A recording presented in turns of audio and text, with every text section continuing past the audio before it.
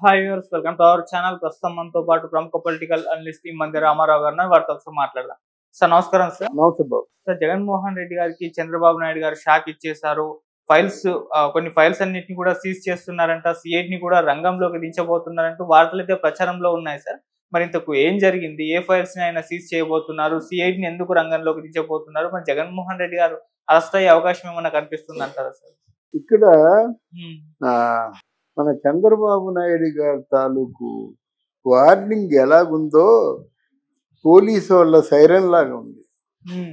Patrolling వస్తారు కదా, కుయ్యి కుయ్యి మనకు వస్తుంటే దొంగలందరూ సర్దుకుంటారు. అలాగా మేము దించేస్తాం, మేము ముంచేస్తాం, మేము నరికేస్తాం, మేము కొరికేస్తామని ఊరిక ఉట్టి వాగుడు తప్ప నాకంటే దయచేసి క్షమించండి. ఏంటి, మీరు ప్రమాణ స్వీకారం చేసి దాదాపు నెల కావస్తుంది. తొలి సంతకం దేని మీద పెడతా ఉన్నారో అది పెట్టేశారు, బాగానే ఉంది. నేను ఇచ్చిన తొలి మాట కూడా నిలబెట్టుకుందామన్న ఆలోచనకి ఆయనకి రాలేదు. ఇకపోతే మేము అలా గద్దెని ఎక్కగానే మొత్తం మీ అందరి చేత శివతాండం చేయిస్తా ఉన్నాడు. ఎక్కడ చేయించాడండి? పైగా ఈ శాఖల్లో మేము సీజ్ చేస్తామంటే అంతవరకు చేతులు కాళ్ళు నోరు అన్ని కట్టుకొని కూర్చుంటారా? ఈ ప్రభుత్వం మీద భయం ఉంటే మళ్ళీ అంబటి రాంబాబు మాట్లాడతాడా? ఈ ప్రభుత్వం మీద భయం ఉంటే మళ్ళీ కొడాలని బొచ్చు గిచ్చో అంటాడా? పేరు నాన్న జనసేనలో ఉన్న పవన్ కళ్యాణ్ అంత ఒక ఆత్మవిశ్వాసంతో ఉన్నట్టయితే ఆత్మవిశ్వాసం దేనికి? నువ్వు గెలిచావు, బాగానే ఉంది. గెలిచిన తర్వాత దేనికోసం గెలిచావు? అవినీతి చేసే వాళ్ళని ఏరి పారేద్దామని గెలిచావు. ఇంతవరకు నువ్వేం చేస్తున్నావు? నిన్నెవడో మార్కులు అడిగాడా నీ పరిపాలన ఎలాగుందని చెప్పేసి? నిన్ను ఎందుకు అనుకున్నారు? అసలు నిన్ను హోంశాఖలో కొంతమంది చెప్పారు. ప్రజలందరూ ఎందుకు హోంశాఖ తీసుకోలేదు? నువ్వు హోంశాఖలో ఉంటే నెల రోజులు ఈ మట్టి మశానం అంతా పూర్తిగా నాశనం అయిపోద్ది, మన సురక్షితమైన పరిపాలన అందిస్తారని ప్రజలు నమ్మారు. అది కాదని గ్రామీణాభివృద్ధి, పంచాయతీరాజు, పర్యావరణం అంటే సహజంగా అక్కడైనా కొంతమందికి కొన్ని ఆలోచనలు వస్తాయి. అంటే ఈ గవర్నమెంట్లో బాగా ఆదాయం ఉండే శాఖలు అవే. ఆ శాఖల్లో కొన్ని నువ్వు, కొన్ని లోకేష్ పంచుకున్నారు. అసలు వీళ్ళ మాట ఏమిటి? ఫస్ట్ ప్రశ్న కూటమి ప్రభుత్వం ఆలోచించుకోవాలి. రెండోది ఏంటంటే, అసలు నువ్వు సీజ్ చేసి ఏం చేస్తావయ్యా? ఫైళ్ళన్నీ తగలబడిపోయాయని నువ్వే చెప్తున్నావు. అక్కడొక సూత్రము ఇక్కడొక సూత్రం పాటిస్తారా ఎవరైనా? జగన్మోహన్ రెడ్డి గారి ప్రభుత్వంలో కీలకమైన ఫైల్స్ అన్నీ ఎప్పుడైతే ఈయనకి ఓటమి దిశగా ఓట్లు పడ్డాయని తెలిసిందో అప్పుడే క్లియర్ అయిపోయి ఉంటాయి. నీకేం దొరుకుతుంది? ఏం దొరకదు నీకు. అప్పుడు చూడాలి. అది చూడలేదు. ఇప్పుడు అన్ని ఫైళ్ళన్నీ సీజ్ చేయండి అంటే ఫైల్ సీజ్ చేస్తే కానీ నువ్వు వాళ్ళని అరెస్ట్ చేయలేవు. నీ చేతిలో ఆధారాలు ఏమి లేవు. ఆధారాలు లేని వాడు నువ్వు ప్రతిపక్ష నాయకుడు ఏంటయ్యా బాబు? ప్రతిపక్ష నాయకుడు మాట్లాడేదే చేతిలో ఆధారాలు పెట్టుకొని విట్నెస్ చూపిస్తూ ఇదిగో నువ్వు ఈ అన్యాయం చేశావని అంటాం కదా. మరి నీ చేతిలో ఉన్న ఆధారాలు ఏమైపోయాయి? నువ్వు లేకుండా మాట్లాడుతున్నావా, ఉండి మాట్లాడుతున్నావా? ఆధారం ఉన్నప్పుడు ఆయన శిక్ష వేయడానికి నీకేం కావాలి? అందువల్ల కొన్ని ఇట్లాంటి ప్రశ్నలకి మనం సమాధానం చెప్పడం కష్టం అవుతుంది. నువ్వు న్యాయం చేసావంటే నువ్వు చేసింది న్యాయం అనుకుని మేము కూడా ఆ న్యాయాన్ని విపులీకరంగా చెప్తాం.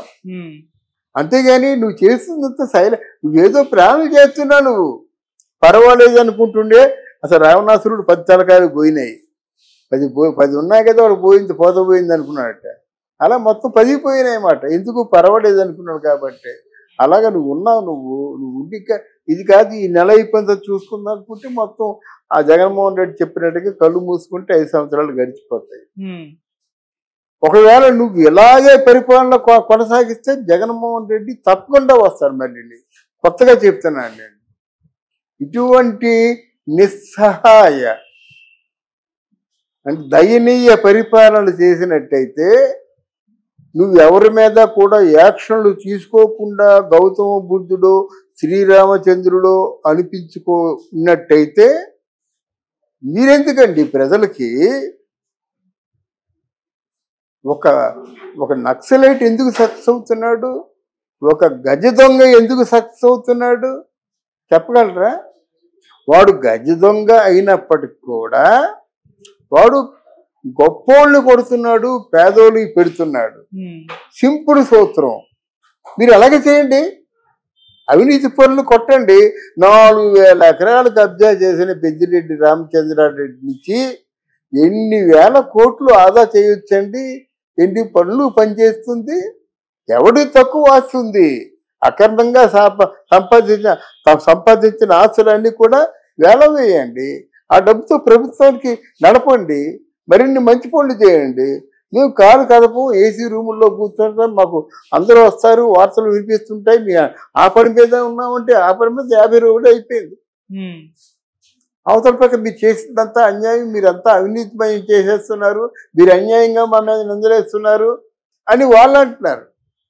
అందుకే మీరు 36 హత్యలు చేశారని మేము చెప్తున్నా సరే మీరు దబాయించేస్తున్నారు అంటున్నారు. మీ వేగం బట్టి, ఈ వేగం లేకపోతే ఎవడైనా అదే మాట అంటాడు. అమ్మో చిటికేస్తే నొక్కేస్తారా, చిటికేస్తే కొట్టేస్తారా, చిటికేస్తే మమ్మల్ని తోసేస్తాడంటే ఎంత ధైర్యంగా వాళ్ళు ఎందుకు మాట్లాడతారు? అది ఆలోచించుకోవాలి. అది ఒకటి. ఇక్కడ మనం తెలుసుకోవాల్సింది ఏంటంటే మాటలు కాదు చేతలు ముఖ్యం. హిట్లర్ ఎందుకు పేరు తెచ్చుకున్నాడండి? ఇప్పుడు ఎవరైనా ఇందిరాగాంధీ ఎందుకు పేరు తెచ్చుకుందండి? కొంత తప్పదు, కొంత సామాజిక వ్యతిరేకత వస్తుంది. ఆ రోజు ఒక మహిళా నేతను చూసి ప్రపంచం మునిగిపోయింది. అలీన దేశాలకేమో 144 దేశాలకి అధ్యక్షురాలుగా ఎన్నుకున్నారు వాళ్ళు. ఎందుకంటే నిమిషాల మీద యాక్షన్లు ఉండే. ఇప్పుడు ఎమర్జెన్సీ అని ఒక పేరు పెట్టారు, కానీ అదేంటంటే నిమిషాల మీద యాక్షన్లు ఉన్నప్పుడు మీ పరిపాలన కొత్తగా అనిపిస్తుంది, మీరు ఒక ట్రెండ్ సెట్టర్ అవుతారు.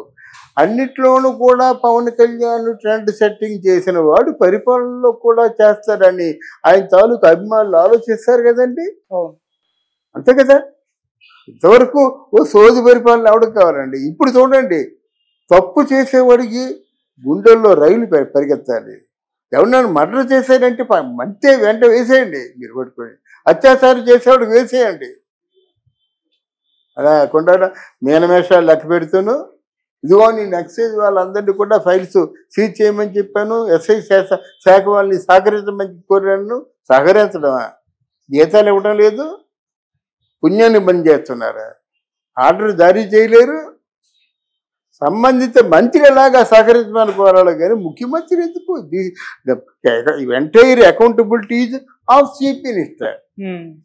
ఆడు పరిపాలన సమర్థవంతంగా సాగిందిరా లేదా సమర్థ రహితంగా సాగిందని చెప్పేసి ప్రజలు తేలుస్తారు, ఎవరు చెప్పరు. అందువల్ల ఇటువంటి మాటలు మాట్లాడడం మానేసి ముఖ్యమంత్రి అయినా పవన్ కళ్యాణ్ అయినా సరే కార్యాచరణలో ఉంటే బాగుంటుంది. మళ్ళీ ఓసారి చెప్తున్నాను, నువ్వు శ్రీరామచంద్రుడిచ్చే మాకెందుకు? అప్పుడు తరాలు మారిపోతున్నాయి, యువత పుట్టుకొస్తుంది కనుక యువతకి మాత్రం గట్టి పరిస్థితుల్లో కొన్ని దేశాల్లో మెన్ పవర్ లేక బాధపడుతున్నారు. మనకి కావలసినంత మెన్ పవర్ ఉంది, వాళ్ళకి పని కల్పించండి, అదే బొత్తుకుంటున్నాం. Thank you so much. Thank you అమ్మా.